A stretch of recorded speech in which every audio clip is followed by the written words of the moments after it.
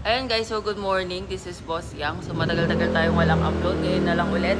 Kasi sobrang busy natin. Ang dami kong ginagawa lately. More on computer, more on sa isip, ganyan. So wala tayong physical activity. So tara, samahan nyo ako sa gym. Kailangan natin to para maging healthy tayo. So tara, let's go!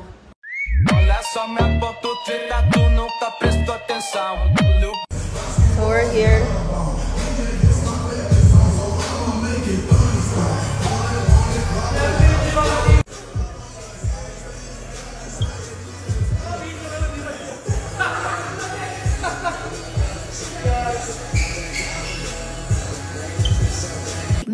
That's fine.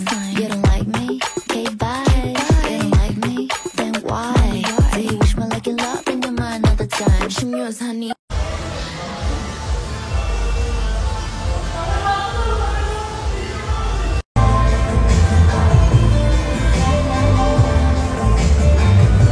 Okay guys, nasa bahay na ako. So, sobrang nakakapagod na araw. Pinipilit ko lang talagang maging consistent ngayon kasi nga kailangan ko. Kasi wala na akong physical activity.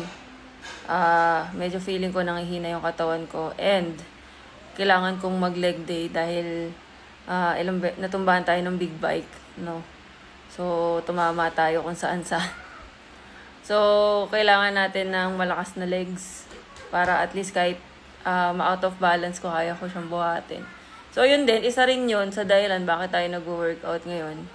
Iwas aksidente. Tsaka, ayun nga, maging mas healthy. Mas mag-focus ako sa katawan ko, sa health ko. So, yun. So, thank you sa pagsama sa akin today.